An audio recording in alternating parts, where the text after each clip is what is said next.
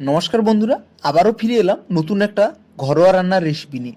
আজকে আমার রেসিপি হলো সোয়াবিন আলু তরকারি। খুবই কম তেল মশলাতেই তৈরি এই রেসিপি। তাহলে চলুন রেসিপিটা শুরু করা যাক। নমস্কার বন্ধুরা, আমি কৃষ্ণভাই কিচেনে আপনার সবাইকে স্বাগত জানাই। এই রেসিপির জন্য আমি সবার প্রথমে এক বাটি ভরে আমি সোয়াবিন নিয়ে নিয়েছি। এই সোয়াবিনটাকে খানিকক্ষণ আমি গরম জলে সেদ্ধ করে নেব। এর জন্য আমি একটা গ্যাসেতে ডেচকি বসিয়েছি। ডেচকিতে আমি খানিকটা জল দিয়েছি। জলটা আমি খানিকক্ষণ গরম করে নিয়েছি। দেখুন, এতে আমি সয়াবিনের দানাগুলো দিয়ে দিচ্ছি। এরপর আমি ঢেকে 2 থেকে 3 মিনিট ধরে ঢেকে রেখে দেবো। আর এখানে নিয়েছি দুটো মিডিয়াম সাইজের আলু, ছোট ছোট কিউব আকারে আমি কেটে নিয়েছি। এখানে নিয়েছি পেঁয়াজ, দুটো মিডিয়াম সাইজের পেঁয়াজ, আদা বাটা আর রসুন বাটা, আর এখানে একটা ছোট্ট মিডিয়াম সাইজের টমেটো। এরপর এদিকে দেখুন সয়াবিনগুলো প্রায় সেদ্ধ হয়ে গেছে। এতে আমি খানিকটা ঠান্ডা জল মিশিয়ে সয়াবিনগুলো আমি ছেঁকে নিচ্ছি।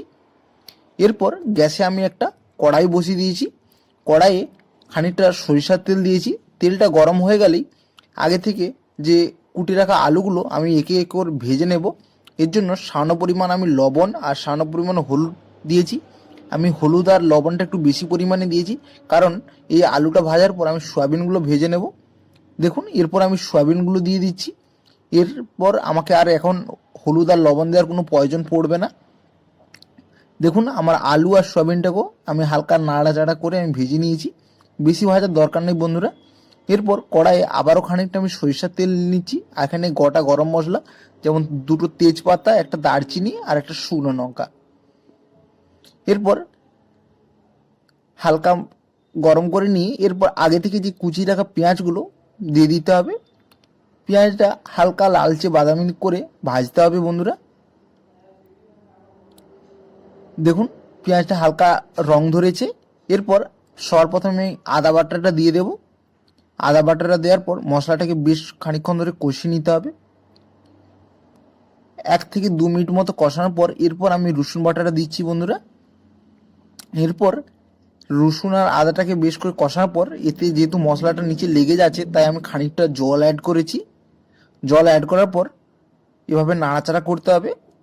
তারপর আমি একে একে গুঁড়ো মশলা অ্যাড করেছি, যেমন 1 চামচ হলুদ গুঁড়ো, 1 চামচ লঙ্কা গুঁড়ো, 1 চামচ ধনে গুঁড়ো। এই সমস্ত গুঁড়ো মশলা ইউজ করার পর তারপর খুন্তি দিয়ে নাড়াচাড়া করতে হবে। দেখুন, মশলাটা প্রায় কষে এসছে, উপরে তেল ছেড়ে এসছে। এই সময় এই মুহূর্তে আগে থেকে যে টমেটো কেটে রেখেছিলাম সেটাই আমি এর মধ্যে অ্যাড করে দেব। দিয়ে সামান্য পরিমাণ লবণ দিয়ে দেব, যাতে টমেটোটা সহজেই গলে যায়। এরপর আমি খানিকটা আরও জল অ্যাড করেছি।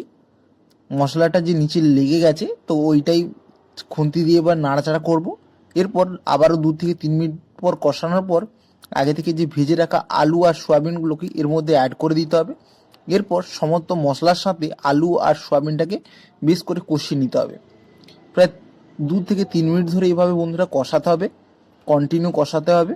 এরপর আমি এতে 1 বাটি জল অ্যাড করেছি।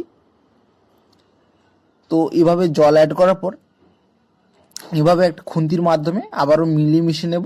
এরপর আমি এটা ঢাকা রেখে দেবো 4 থেকে 5 মিনিট মতো। আর এদিকে ততক্ষণ আমি একটা গরম মশলা তৈরি করে নিয়েছি।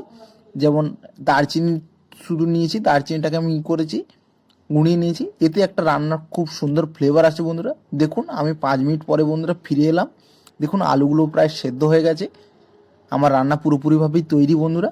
এরপর উপর থেকে আগে থেকে যে দারচিনি যে গুঁড়িয়ে রেখেছিলাম সেটা আমি উপর থেকে আমি ছড়িয়ে দিচ্ছি।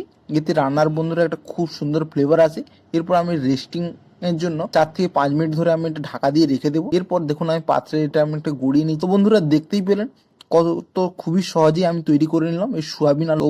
দুপুরে এই গরম ভাতে পুরো এই রেসিপিটা জমে যাবে। তাহলে বন্ধুরা, বেশি দেরি না করে আপনারাও এইভাবে বানিয়ে নিন সোয়াবিন আলুর তরকারি। তো বন্ধুরা, আমার এই আজকের রেসিপিটা আপনাদের কেমন লাগলো অবশ্যই তা কমেন্টের মাধ্যমে জানাবেন। আর ভালো লেগে থাকলে চ্যানেলটি অতি অবশ্যই সাবস্ক্রাইব করে আমার পাশে। দেখা হচ্ছে আবার একটা নতুন রেসিপি নিয়ে। ভালো থাকবেন, সুস্থ থাকবেন, ধন্যবাদ।